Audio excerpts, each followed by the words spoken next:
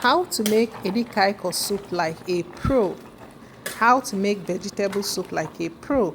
Some people call it edikaikong, some people call it vegetable soup. But in this video, I'll show you the step-by-step method I use in making my own edikaikong. Make sure you wash your meat thorough before starting your soup. Let's begin.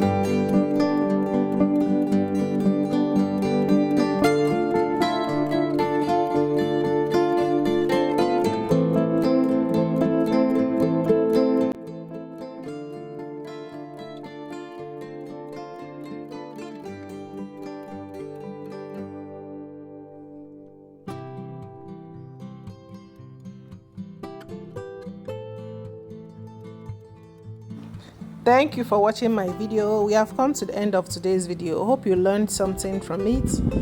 If you are having any issue making this soup, please you can chat me on my Instagram page or send me a direct message there.